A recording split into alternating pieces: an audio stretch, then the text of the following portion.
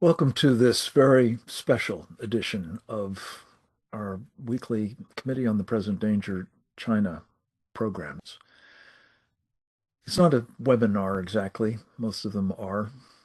It's not focusing narrowly on the Chinese Communist Party and the threat that it represents to America, the unrestricted warfare that it has been waging against us for decades.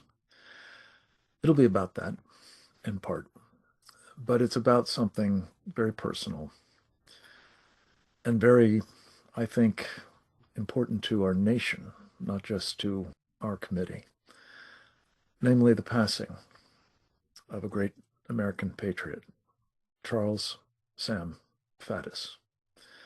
Sam was a member, I believe, from the founding of the Committee on the Present Danger of China. He was one of its most prominent members. He participated faithfully in the webinars that we do.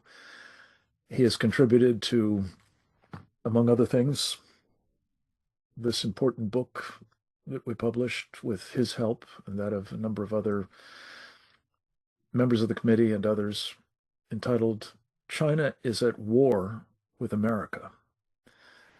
And it spoke of the biological warfare attack on our country precipitated by the Chinese Communist Party, unfortunately, as we all know, with the help of Dr. Anthony Fauci and a few other Americans. Sam knew a lot about biological weaponry. It was in his last duty station in the CIA, in which he had the responsibility of protecting our country against them and other weapons of mass destruction. As it happens, it appears he died wildly prematurely as a result of that biological weapons attack by the Chinese Communist Party. The knock-on effects of long COVID apparently were what took him down. I'd wanted to say for myself, about this time each week, Sam would participate in a taping of our television program, Securing America. It was truly one of the high points of the week. It was invariably fascinating, engaging, informative, inspiring. In fact, very good television, I think. And it's left a hole in our lineup in a very palpable way. But sadly, it's so much bigger than that because there is a hole in the lineup of freedom fighters who understand the threats to our country. And unfortunately, they're not just from the Chinese Communist Party. And Sam was very clear about that. Indeed, there was an understanding on his part that he shared with our audience and countless others, notably in our friend Steve Bannon's program, War Room, his understanding of the various threats we face, and more importantly, his insights into what we must do about them. Truly, an incredible resource, an incredible patriot. In the course of the next hour or so, you're going to hear from people who loved him, as did I, who had the privilege of knowing him, as did I, the honor of working with him, as did I. And we couldn't be more proud of the team that is assembled for the purpose of paying tribute to the truly great Charles Sam Faddis. To kick things off, we're going to hear from the chairman of the Committee on the Present Danger of China, another great American patriot, Brian Travis Kennedy. Mr. Chairman, over to you. Well, thank you, Frank. I would say at some profound level, this is a sad moment for the country. But I'd also say Sam was so much bigger than that, that he would have wanted us to be inspired by what he had done. And he would have known that the fight was still on and that we shouldn't preoccupy ourselves with sadness, but rather with the fight. And so one of the things about Sam was he was always his sort of general excellence was infectious in a way. He was so good at what he did that he inspired, I think, everybody around him to be good. As I've said before about Sam, I first knew him from his books, and his books are just excellent. Beyond Repair: The Decline and Fall of the CIA is a masterpiece in explaining and understanding um, what was going wrong in the CIA. And Sam uh, wrote that, other books, Operation Hotel California, um, Willful Neglect, books that even though Sam's gone, we have his books, and we'll have his books for an awfully long time. And I would encourage the audience to read the books. Read them, one, because they're great reads. A lot of people write books. Not many people write great books. Sam wrote great books. They're eminently readable, and they tell great stories, and they inform someone about what's going wrong in our country and how to get them right. So I was always impressed by him as a writer. He was an excellent writer, and I think he'd be proud to have been remembered as an excellent writer, because you could tell he focused a lot on the quality of his writing.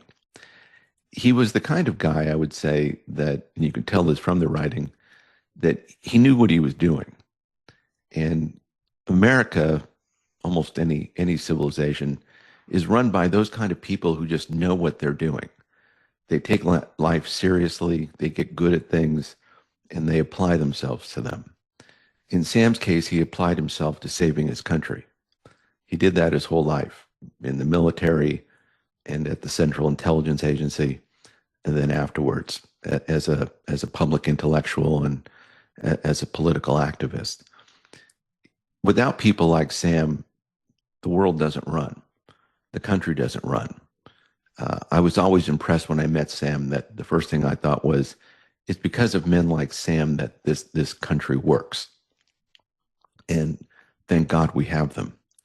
He, in the last 6, 8 months, spent a lot of time talking about Iran on, with you, Frank, on your show, and also on Steve Bannon's War Room.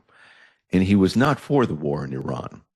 And I was always trying to understand why, because I myself have been supportive of the president. And it's not that Sam wasn't supportive of the president, but he wasn't supportive of the engagement in Iran. And I think one of the reasons was that he thought that the excellence that's required to win wars was no longer present in various parts of our government, whether it was the intelligence agencies or the military, perhaps, or, other parts of the government. It's not that we didn't have great people in the military, not that we didn't have great people in the intelligence community.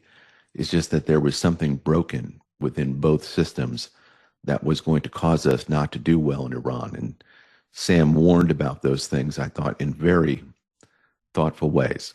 And, we disagreed about some of those things, but you couldn't help but be persuaded by his seriousness and by his understanding intimately of what was really going on, and why, if we're going to engage in politics, if we're going to save our country, we have to get really good at certain things. And I think a great lesson for all of us is Sam was really good at things. And if we're going to pay tribute to him, in part, we owe it to both him and our country to get good at things, get good at our writing, get good at explaining to our countrymen what's going wrong in our country today. And Sam did it with passion and with love and with a kind of patriotism that is very much inspiring. And so I would invite everyone, as I say, to read his books, watch his videos, which are numerous, on War Room and Frank's show, Securing America, and be yourself about the task of making your country a better place. So thank you, Frank. Thank you, Brian. I just want to echo very strongly your point, as will be attested to, I'm sure, by everybody. Sam was full of life while he was with us, and had one of the most marvelous senses of humor of anybody I've ever met. And he would want us to be joyful in his celebration of his life. So we will be about that. Thank you, Brian. We're going to hear next from John Mills, a retired U.S. Army colonel who is now a Deputy Assistant Secretary of State with responsibility for a very important portfolio. He runs the Bureau of Cyberspace and Digital Policy in the Department of State. He is bringing to that particular position a wealth of experience in government, as well as the military, of course, and in the private sector, much of it having to do with the business of cyberspace, cyber warfare, cyber policy, and just about anything else you can think of in the national security arena, in myriad departments, including the Department of Defense. We are deeply grateful to you, sir, for representing, I guess, if you will, the administration. I know you'll be speaking in your own right, but we're glad to have evidence of good people, including people from our Committee on the Present Danger China, now serving President Trump inside the government. Welcome. Thank you so much for participating in this program. Hey, thank you, Frank and Brian and Karen and all my colleagues here. It's an honor to be back with you. Sad to be back with you in these circumstances, but Sam was, as it was said by Brian and Frank, really larger than life. I'll miss him a lot. I have several just poignant memories of him. As soon as I just came back from 3 weeks overseas, literally within hours saw this alert, and it just shocked me that Sam had passed. And I've been out of the country for several weeks. But I remember in the election chaos, malfeasance, election steal after 2020. I remember myself, my wife, and my daughter meeting Sam and his daughter in Philadelphia as we went to be part of the contingent rallying for election integrity and transparency and accountability on the circumstances of election 2020. And as we're seeing, it's Tulsi Gabbard at the DNI before departure, and we've seen over and over again, everything that we were worried and concerned about is being revealed. And so Sam and his daughter, myself, my wife, and my daughter made our way through the demonic crowds to an area cordoned off by the police for those rallying for the president and election integrity to get gather. And so it was just absolutely awesome being there with Sam and others. And it was actually quite a powerful contingent. And I will never forget, one of the things that Sam had arranged was he says, we have decibel dominance, because he had arranged for the loudspeakers to be brought to very loudly, and we were able to drown out the larger forerunners of the Social Democrats of America and their demonic behavior. We were able to drown them out through our use of the loudspeakers playing mega-like music. It was wonderful. It was great. So we had a good contingent. We were outnumbered, but I just never forget there being with Sam and his daughter and my family as we were standing our ground for election integrity. So that's one memory. But I have to say, it was the Team B report, and you showed that, Frank, that really was quite memorable. And Frank, Sam was incredible, and he was so spot on, and his analytical behavior of not just the virus, not just Wuhan, not that it was obvious it was a lab leak, but also of Dr. Fauci. That was so incredible. This was the heady old days of the CIA, where there was robust ability to psychologically analyze the personalities. And he was spot on about Fauci, as we just saw yesterday. This unbelievable behavior by Fauci, over 100 times taking the fifth. Sam was spot on about everything about Fauci, just incredible. I mean, and he just provided so much to that, the Committee on Present Danger. And I remember when we rallied in the early days of 2020, because we saw the color revolution unfolding again. Sam's just steady hand, wisdom, and guidance. He was just fantastic. And he was also so helpful to me personally and in my growth as a media contributor for right-minded outlets. So I always appreciate his. He reached out and helped me on a lot of things. So just a wonderful, wonderful man. So much he contributed to our cause, our movement, to America, and his family. And so we all miss him, lift him up and his family in prayer. So just thank you, Frank. It's just an honor to be here to remember Sam.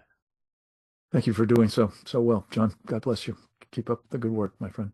We have a very important member of the Committee on the Present Danger of China. We often start the webinars each week with level setting from one of the top intelligence veterans in our country, Captain James Fennell, United States Navy, retired. He invariably helps put into sharp relief the issue that we're talking about in that particular program. I will shamelessly plug them. There have been over, I think, 230 of them to date, addressing all aspects of the threat we face from the Chinese Communist Party. And Sam, as I said earlier, was a fixture in many of them, as is Captain James Fennell. We asked him to give us some remembrances of our fallen friend.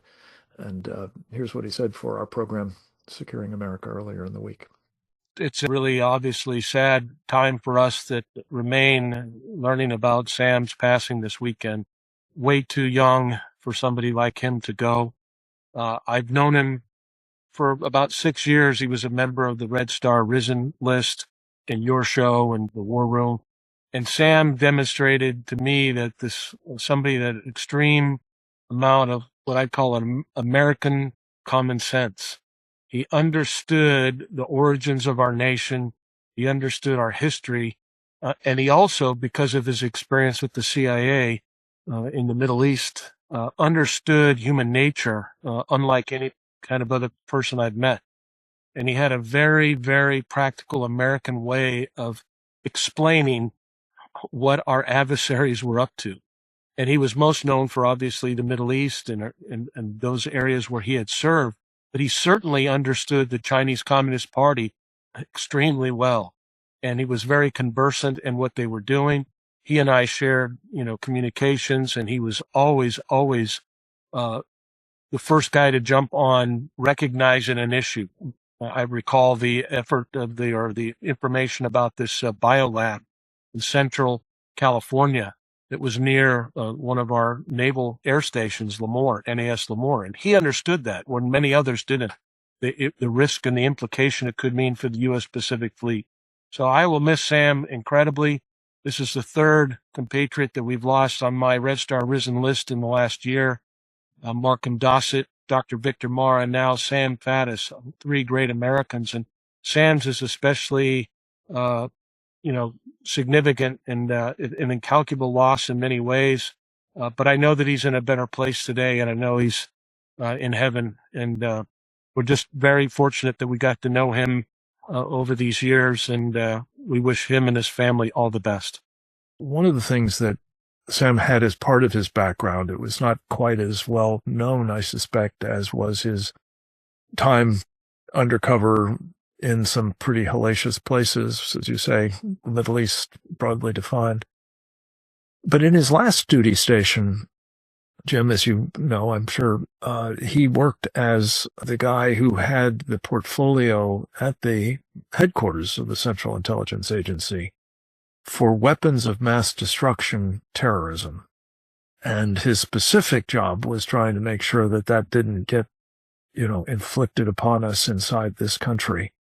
And so I think his attention to that biolab was in part because he brought such expertise to the subject. And I wondered if that's a place that you had an opportunity to collaborate as well, more generally, in addition to the specific threat from the Chinese Communist Party, which inserted that biolab, and apparently that wasn't the only one inside this country.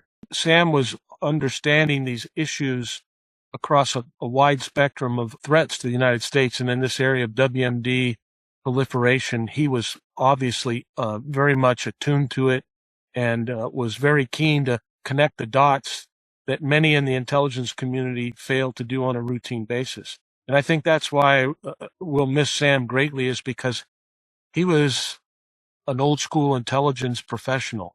He understood the value of human more so than any person I've ever known. And as somebody who came out of naval intelligence, where we rely a lot more on technical intelligence, I was always never a huge truster in human intelligence, but Sam was, for good reason, because he understood how it could be used, and he was very concerned that the agency that he worked for had been compromised, and that the people that understood how to get in and get human intelligence, which can be very, very important, had been kind of brushed aside. And those skills and those techniques and the ability to gain human intelligence was being squeezed out of the very agency that was created to do that. And so he was the lone voice, or not the lone, he was the strongest voice in America to talk about how we needed to restore the classic techniques of human intelligence, which meant that we couldn't have, the woke ideology that would prevent us from actually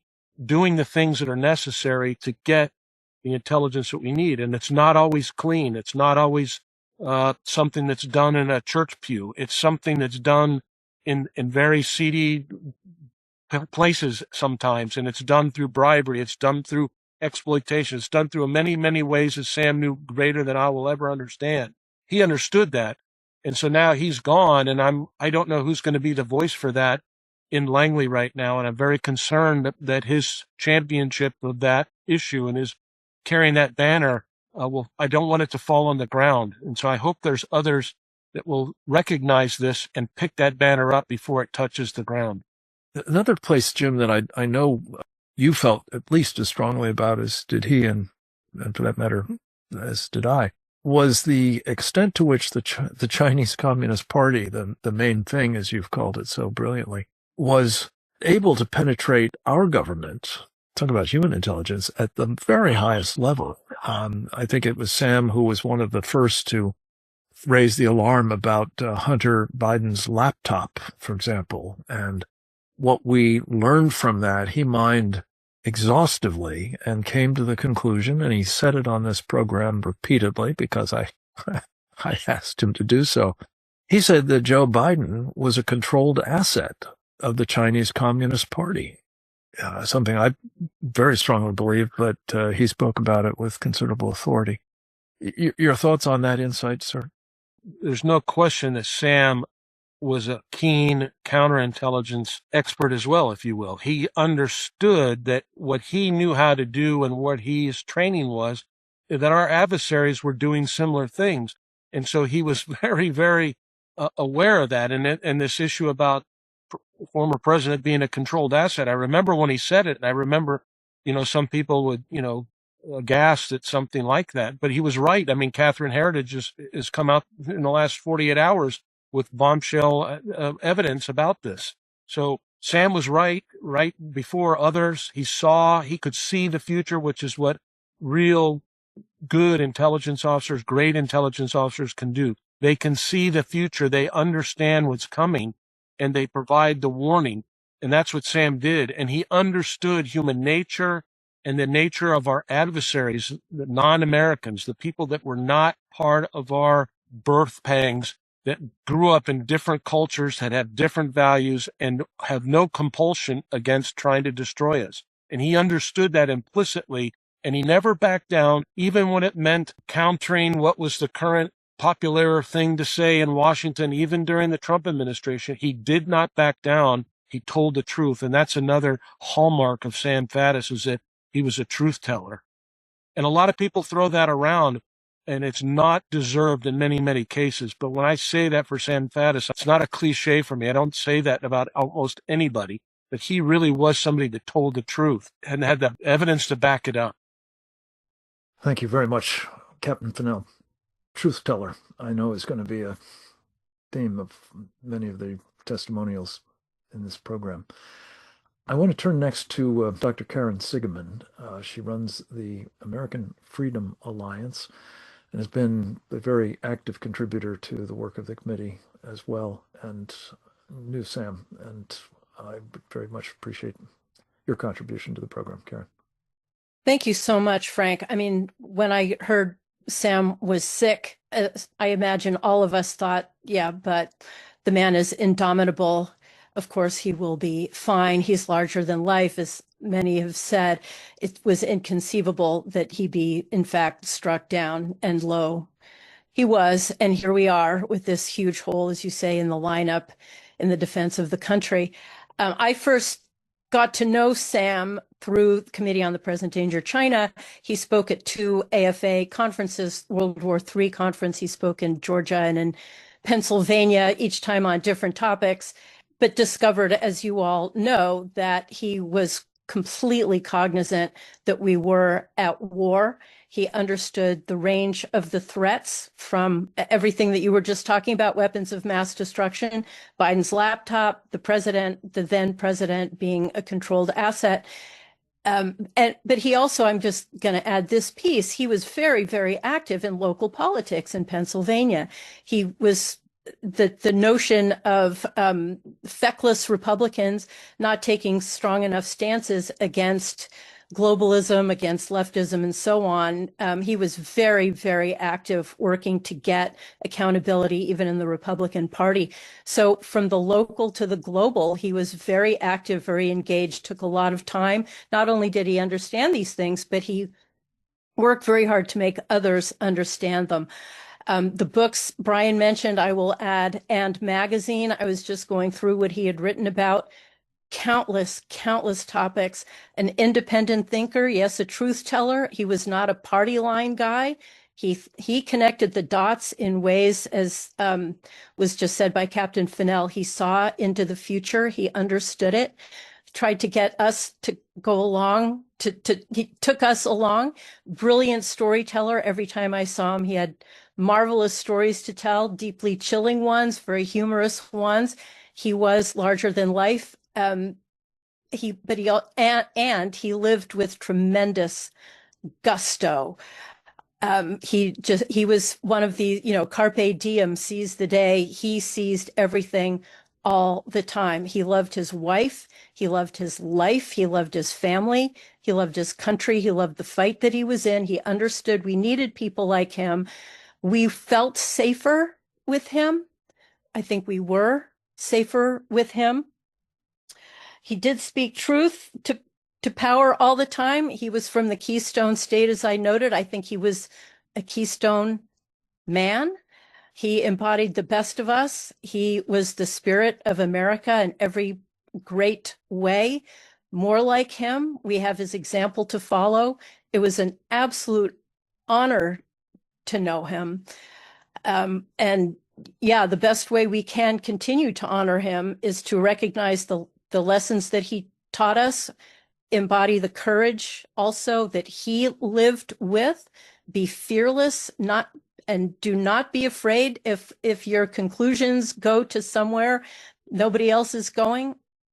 Follow them anyway, speak them, and fight for this country. We were so lucky to know him. I feel singularly honored to be part of his orbit, this orbit, watching him on War Room, watching him on Frank's show, having had him speak at our organization. He added such a remarkable flavor and energy and humor, and his jovial nature combined with courage, wisdom, incredible intelligence, forthrightness, again, larger than life, lived with gusto, great model to follow. Frank, I'm so glad that you are honoring him in this show. I love that Steve Bannon had 2 hours the other day honoring him. He was a true hero, and we toss that word around all too frequently. In this case, it's absolutely true. Sam was an absolute hero, and it was great to me among all of you and him who fought for this country. Thank you. Thank you, Karen. Colonel Grant Newsham, United States Marine Corps, retired. I'm told knew and worked with Sam Faddis for 4 decades. What a privilege.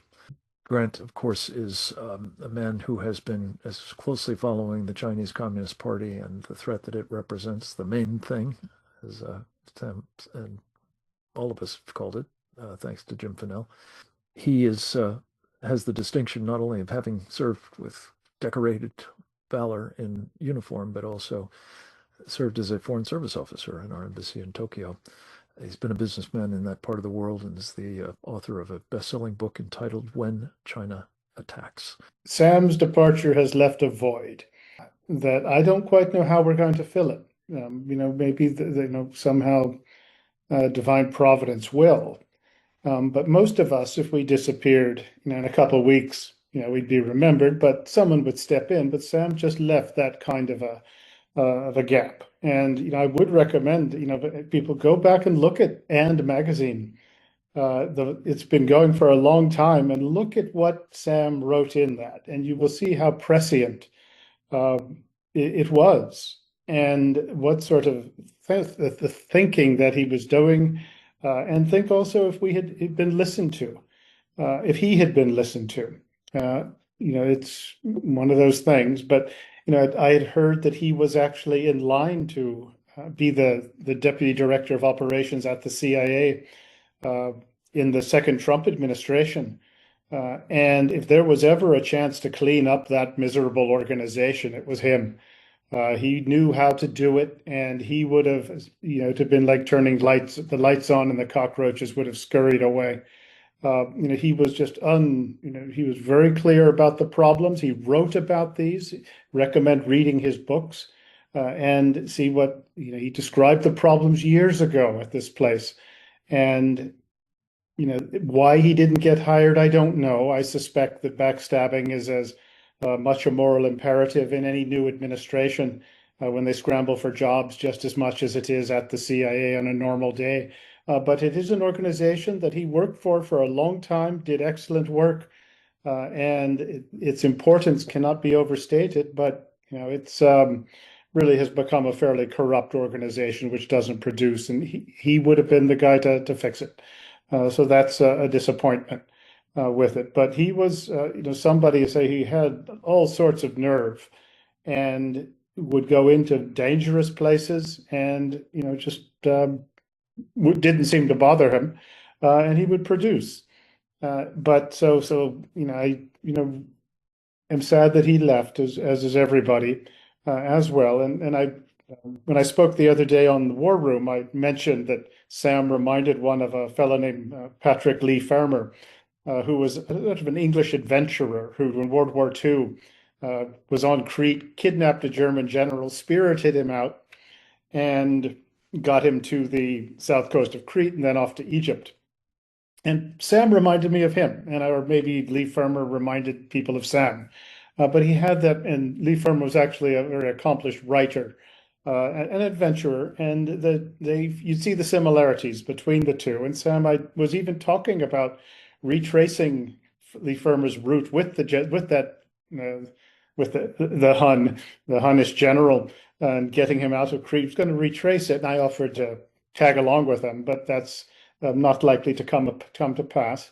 But he also, of the last couple of years, when I talked to him, he would sometimes mention that he was just going to head down to the Greek coast and hang out there with Gina and do the Zorba, the Greek sort of dancing, but taking it easy. And I wish that he had the opportunity, but at the same time, in a selfish way, one wanted him to stay in the fight, because we really needed it. And what was really so amazing is that, after all, using up so many of his 9 lives on behalf of the U.S. government, he got involved in local politics up in Pennsylvania.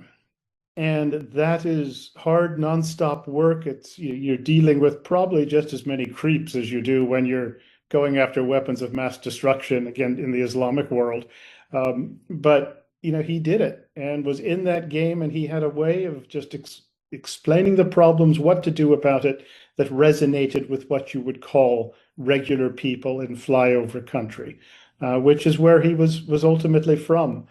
He was from Greene County down in southwest Pennsylvania, which is not quite as sophisticated as Fayette County next door, where my mother's family is from.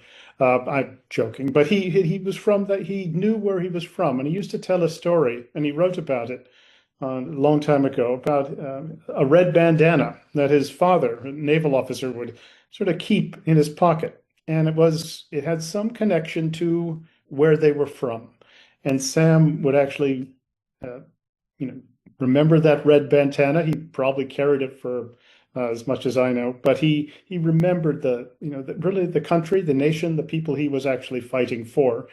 So his contributions really cannot be overstated. It's you sometimes wonder about how guys like Daniel Boone went over the mountains and sort of opened up America. It was guys like him. You rarely have a chance to meet somebody and you understand sort of that courage and toughness and good humor that comes with it all. So one hardly knows what to say, but we're fortunate to have known him, and like everyone on here, I'm fortunate to be able to say, like everyone, that he was a friend of mine. But he was a real American, and they don't come along like that very often. So I'm very grateful for the opportunity to say a few words on it. And I do recommend getting his books and reading them. And the story about his leading that team into Iraq, or the northern Iraq, 9 months before the invasion, is one that it will be a classic, and I think it'll be read for a long, long time, and it will help you understand Sam, the CIA, and actually what happened in Iraq. So, once again, thank you very much. I was probably a little more articulate yesterday, but hopefully this will do. So thanks very much. It more than does. Thank you, Colonel. Terrific. We have with us one of the people that I think Sam admired as much as the rest of us do, not least because, like him, Cleo Pascal is absolutely tenacious and able to persevere through considerable adversity in matters in which she specializes, which is primarily the islands of the Pacific and their strategic importance to our country. I know she valued her interactions with Sam, and I'm anxious to hear about them. She is a senior non-resident fellow with the Foundation for Defense of Democracies, and I'm very pleased that she was able to be with us. Cleo, over to you. Thank you. I don't really feel worthy to be part of this. I was one of the many people who have met Sam, but knew him kind of more through his writing and his example. You wanted him to approve of what you were doing. If he looked you in the eyes and said you were okay or encouraged you, then you knew you were on the right track. There are a lot of us out there who he encouraged and said, keep going. And as somebody on another show often says, it's going to be next man up or next woman up. But there's, I don't know how many men and women you're going to need to replace Sam. Even if you could. His breadth of the areas that he touched and the topics that he knew were so vast that you'd always want to double check your information with him. You'd hear something and you go, does that make sense or not? And you'd want to know what Sam had to say about it. And then that would kind of be a compass point from which you could orient your own decisions. The only other thing I would say is that his essential truth-telling and the courage with which he said the things that needed to be said is one of the things that he transmitted. And we're celebrating his life, but I'd also just like to point out that they're talking about that he's passed through long COVID. I don't think that's the right terminology. I think to honor him, we have to be accurate that he was the victim of a Chinese bioweapon that was developed in conjunction with, it seems from at least the Fauci testimony or non-testimony, the complicity of the United States government. He was a victim of the things that he fought his whole life, enemies, foreign and domestic. And hopefully one day there will be a memorial wall to the victims of the Wuhan virus attack, and Sam's name is going to be on that wall. And we need to be very clear about that. to honor him and to avenge him, to carry this fight forward in his name. This is not, there are way too many people died, were murdered, and I'd like to honor him by using correct terminology in pursuit of the truth, so that we know what we're fighting and why we're fighting it in the way that Sam was so clear about his entire adult life. So thank you for giving me the chance to commemorate him, and through the committee to get to know him. It was one of the most important meetings of my life, and he will be missed. Cleo, thank you as always for bringing a considerable bit of truth-telling yourself to the program. We're going to go now to another very accomplished colonel. His name is Rob Maness. He retired from the United States Air Force after several important command posts in a distinguished flying career, including commanding a bomber squadron and Kirkland Air Force Base. He's the host of the Rob Maness Show and a very important contributor to the work of the committee, as well as, well, the public policy debate about national security. And we're delighted to have him with us for a tribute to Sam Faddis, sir. Over to you. Thanks, Frank. I don't know that I'm adequate enough to be in this company of folks that have talked about Sam, and I'm honored that you would give me the opportunity to just say a few words about him. I met him actually before we got onto the Committee on Present Danger of China. From time to time, since I ran for office in the U.S. Senate in 2014, people will send candidates to me that are from the national security space, and Sam was a congressional candidate that was given my contact, and he called me.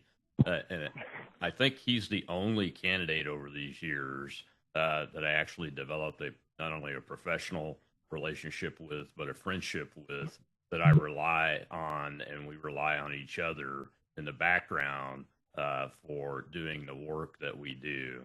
And I would just add to what Cleo said about Sam's status and say I think he's one of the Americans that's been killed in action in the declared war of China against the United States of America. Just to put a little finer point from my perspective on that. And he was an American that, I've studied a lot of Americans from the 1770s and researching one of my family members. And Sam reminds me of the Americans like Daniel Boone, as Grant's talked about, or David Crockett, who is from an area of the country where I'm from, of that.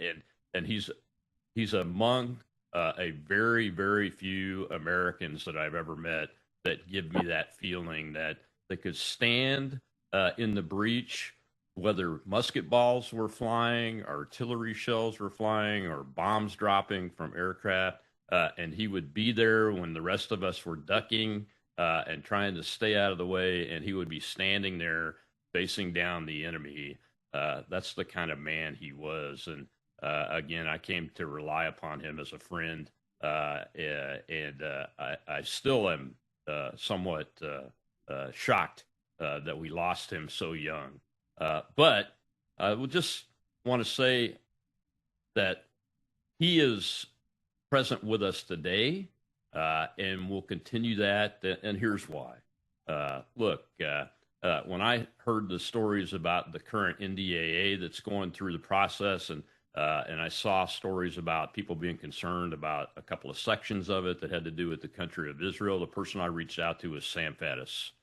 And he wasn't normally able to come on my show for a whole hour, but this time he said, "Yeah, I'll come on and we'll do the whole hour together," because he wanted to talk about that, and he's one of the few Americans that actually can talk about issues like that are very sensitive to even folks that we know, and even between the two of us, and be able to get the right messaging out. And he graced my show with that just a month before he passed away, which was very rare. I wasn't able to get him very often because you guys keep him so busy, but that's okay. But for him to be able to do that and be able to talk about a sensitive issue leads people to be able to make good decisions that are making the decisions in our United States government So he left a record for that, and I am so grateful that he did. And I'll just leave you with the one anecdote. Over the last few months, I've been on a temporary appointment working for the Department of War. One of the people I've worked with is a political appointee that I knew had been in the CIA, and I've spent some time with him, had dinner with him, and everything. And when Sam passed away, I saw that, and there was something familiar about this man.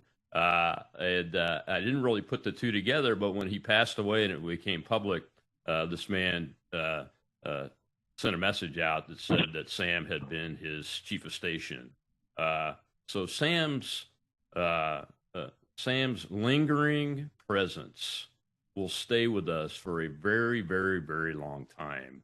And I pray, and I'll do everything I can to find those people. It'll take more than one, I'm sure, because he was such a unique American, to try to fill this gap. Because like the rest of you, I feel that there is a huge gap in everything that we do, from local politics to facing down the Chinese Communist Party and defeating them in this war that they've declared upon us. So I'm grateful for him. Colonel, thank you so much. The singular contribution you've made to this, I think, is that, among other things, that was killed in action, Chinese Communist Party, adding to the point that Cleo has just made as well. We have another treat, I think, in the person of Dave Walsh, who has been a longtime participant in our programs and is at the moment on detail to the Department of War, where he too is lending a hand to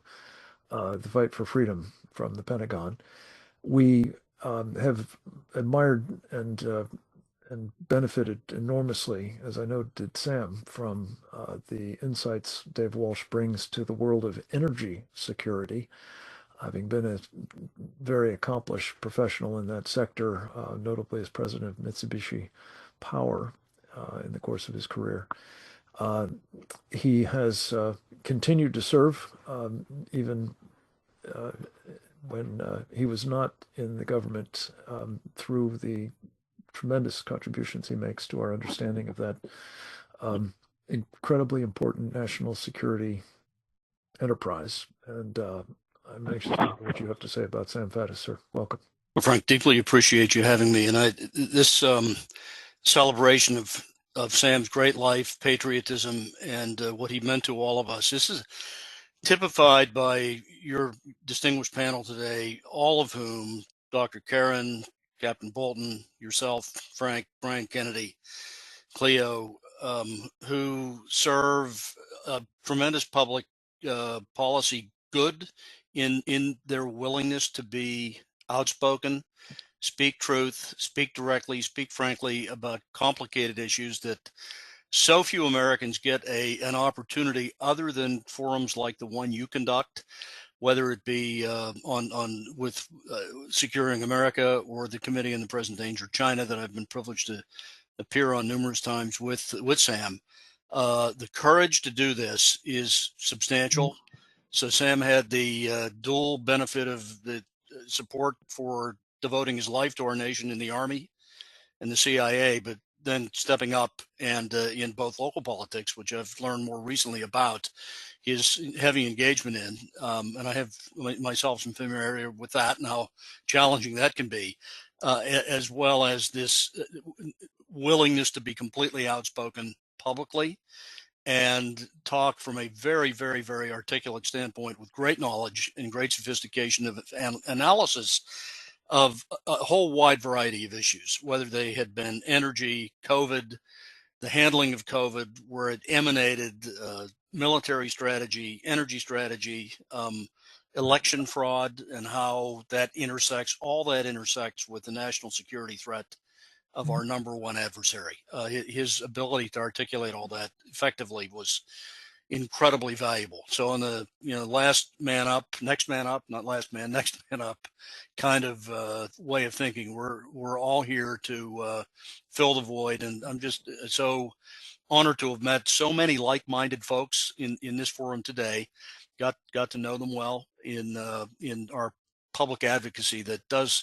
Sam led with courage, and particularly the roles he had to be so courageous, to be so forthright on issues of such criticality to all of us, and so objectively and frankly. So, Frank, deeply appreciate the opportunity to talk today. Well, it's an honor to have you with us, and thank you for what you're doing for the country and your present incarnation, Dave Walsh. We look forward to having you back on the outside, where we can take advantage of your many contributions to this particular fight. I want to welcome Ken Abramowitz, a man who has a fascinating career in the financial sector.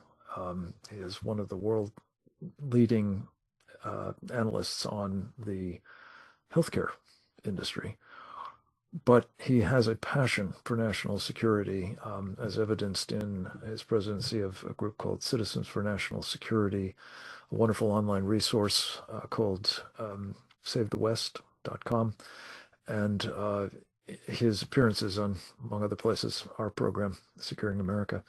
Ken Abramowitz, we're delighted to have you with us for a tribute, if you would make one, to Sam Faddis as well. I think you do him a bit too. Sam was a hero of mine, although I must admit I never met him.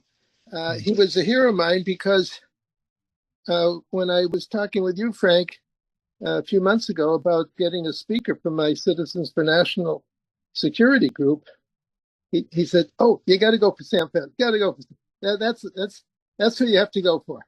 So thanks to the contact information you gave me, I called them up. I tracked them down in Pennsylvania and told them. He says, "Oh well, let me think. You know, that's a whole bunch of months away. Let me see if I can fit it in." And he called me back. He says, "Yes, I'm on." And I was so honored that he was going to make the trip from Pennsylvania down to Palm Beach, and then obviously I was as distraught as everybody when I heard the news. I don't have a lot of heroes, but he was one of them. But even though I never met him, I heard him so many times on your show, of course, and your recommendation was so over the top that I almost met him and didn't have the honor. But you'll be happy to know that 2 days ago I went to Amazon. I looked at all his books and ordered them, and I look forward to getting them in the next day or two when they come. So thank you for having me on the show to honor our mutual. Thank you. I knew you would lined him up, but I wasn't sure whether it had happened or not. So I'm sorry you missed the opportunity to have that firsthand encounter, but your appreciation of him is absolutely right on. The man who actually inspired this program is our penultimate presenter. His name is Captain Jay Bolton. I don't know of anybody who follows more closely the work of the Committee on the Present Danger China, as well as participates frequently in what we do. He has the distinction of having retired from the Merchant Marine with the rank of captain, but also with the life experience and ranks of the captain of large commercial vessels and tall ships. He's been involved in celebrating the work of the maritime Merchant Marine with a museum, as well as being one of its most, I think, important spokespersons at a time when we don't have nearly what we need in that space, and what we have is not being augmented as it needs to be, I'm afraid. Jay Bolton, we're delighted to have you with us. Please bring your thoughts to bear on all of this as well, if you would. I never met Sam Faddis, only through Present Danger China. And as I watched his various presentations, I came to obviously respect the knowledge he's imparting, but really feel a sense of dedication to our country. And that is kind of was a reminder to me that our duty now is to preserve his legacy by doing whatever we can in whatever space we occupy to continue to serve our country And for that reason, I say God bless his soul. Our final presenter, who's joining us by phone, is the man who probably has done as much as anybody, well, not probably, who has done as much as anybody to both celebrate and recognize and amplify the work of Sam Faddis. That would be our friend and co-founder of the Committee on the Present Danger China, Stephen K. Bannon. He needs no introduction, certainly, to this audience. But let me simply say that what Steve has done in the course of his very multifaceted career, beginning really with his time in the Navy, his work at Goldman Sachs, his various entrepreneurial activities, including helping really put Breitbart on the map after the passing of its founder, Andrew, and his incalculably important platform, The War Room, on Real America's Voice, the program I'm proud to say we share in our network. Steve, let me simply say, by way of not so much introducing you, but simply expressing the appreciation of all of us on the committee for what you do day in and day out to lift up people like Sam and to give them voice and to have them make more of a difference than they would otherwise. Most of the people who are on this, Memoriam are people who have benefited greatly, as have I, from our friendship, as well as that amplification that you've made possible. And nowhere, I think, is it more important than with respect to, again, what we call the main thing, the Committee on the Present Danger, China's focus on the Chinese Communist Party. But you knew Sam well, you loved him, as we all do, and you did an enormous service to him and to the country by helping make him even larger than life through his many, many appearances on your program. Thank you, too. Cleo mentioned it, I think, or perhaps it was Karen, the wonderful testimonial you did for 2 hours earlier this week for Sam. So you're the perfect guy to close us out. Over to you, sir.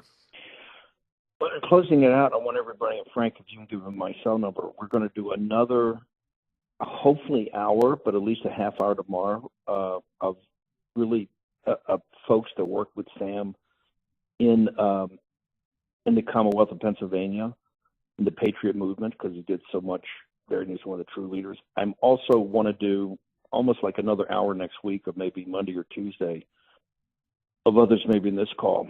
And it's not simply to honor the memory of Sam. I thought about this a lot.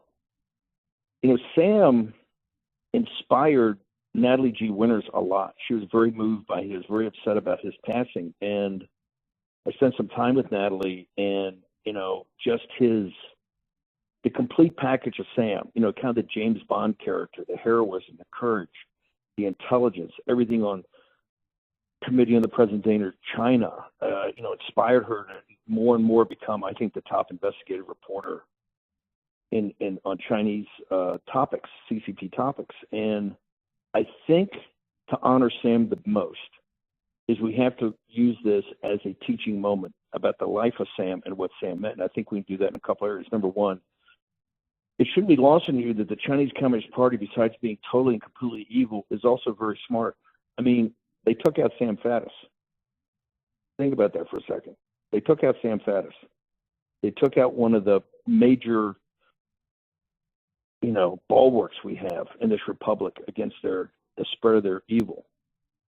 I think we need to use Sam's death to go back and make sure everybody knows it was a bioweapon. It was a bioweapon made for a reason, like this horrible state visit they have planned for September. And if we can work together to make sure it's canceled, I think that'd be a huge victory in the memory of Sam. Use Sam's death by this bioweapon as a driving force of that. Number two is doubling down on what Sam fought for so much, which was the stealing of the big steel in the Commonwealth of Pennsylvania, not just to save America after the national security emergency.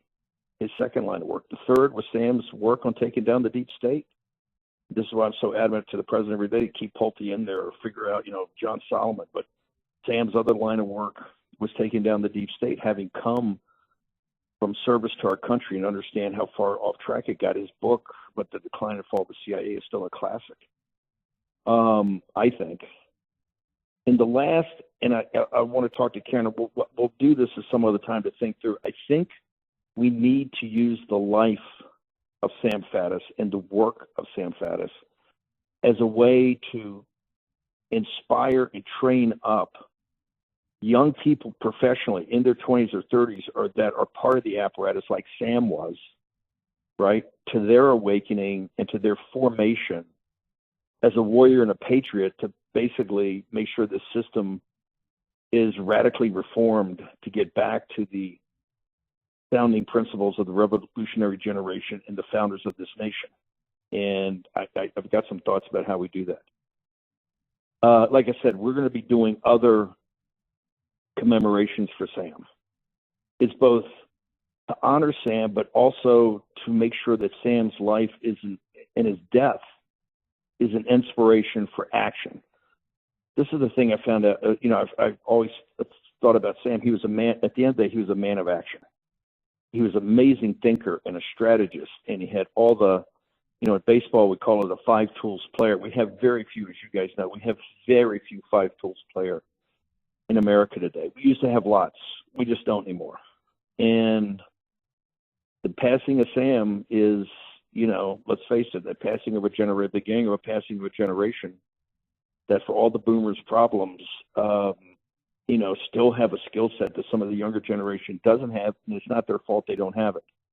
They haven't had that guidance. They haven't had those examples. They haven't had that day-to-day leadership or mentorship that ends up with a Sam Faddis. And so we got to think this through. But I think the memory of Sam Faddis and his work, we have to make a living memory. Because you're not going to get, I know so many people, not just here, but throughout the world, and the Sam Faddises are very, very rare in any society. But they're particularly rare in the United States coming to the end of the first quarter of the 21st century and in the 250th year of its birth. And so, Frank, if you can give people my cell and just text me, if I can't get you on tomorrow, probably tomorrow is going to be more focused on some of these great grassroots people that I couldn't organize enough for the 2 hour. And then I'm going to do at least another hour next week because different elements of his life is just so important and so important for people to understand. It's like I said, we rarely got time to play the clips the other day, and the audience was coming back to me, and people I know saying I need more clips of Sam, right? So we're going to figure it all out. But Frank, if you can funnel me the numbers, and like I said, Sam's life and his death are can be a North Star to us, right? If we do it right. And I think Sam would appreciate, he understands that in any war, you're going to lose through the ranks. If you go back and study the Revolution or the Civil War, you just see how many great people you lose, early on and midway through, way before victory. And Sam is one that is going to be a big, big gap, but it's got to be filled, and particularly we got to start filling with young people. So that's my thoughts, but I'd love to have all you guys participate in the coming in memoriams we're going to do. Amen to all of that, Stephen. Thank you. That's generous, and I know that everybody will be happy to serve.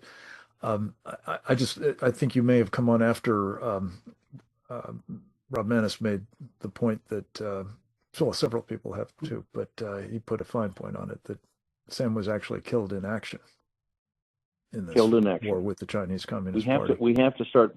Colonel Mann is right. We have to push that.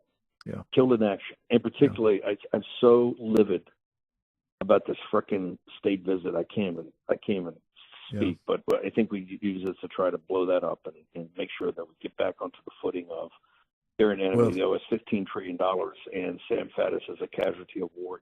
it comes to mind that there are at least two others that I can think of similarly taken out, I believe, by the Chinese Communist Party's bioweapon, Peter Pry and Rich Higgins. And Sam is, the third in that, and obviously countless others, I'm sure, but those were three real warriors in this fight. And Wow. Steve, it goes, I guess, without saying, but you're looking downrange at this summit is what makes you a great strategist. Donald Trump has taken advantage of that quality, and God knows you're providing it daily through the War Room. And I'm so grateful you were able to make this particular tribute to Sam, and the idea that this is in fact just part of a living legacy for our friend who is with us, as has been observed, who is with us even now and encouraging us on. I know we're all keeping in our prayers his family, as well as, of course, this project of helping the country in his absence. Charlie Kirk, is another guy that was not taken out by a bioweapon, but was taken from us. These are people that we must immortalize by keeping their not only memory, but their legacy, their purpose, their programs vibrant and forward, moving relentlessly, especially at a time such as this. So I want to thank each and every one of you. I won't go through the whole litany of the stars that have contributed to this program. Suffice it to say that you are among the best of us who are left, and it falls to us to do even more, both with our Committee on the Present Danger of China, of course, but in so many other respects, and I know you will. And I'm very, very deeply grateful, not only for your participation today, but also for what you are about and will be in the days to come. God bless you all. God bless this audience, and God bless America.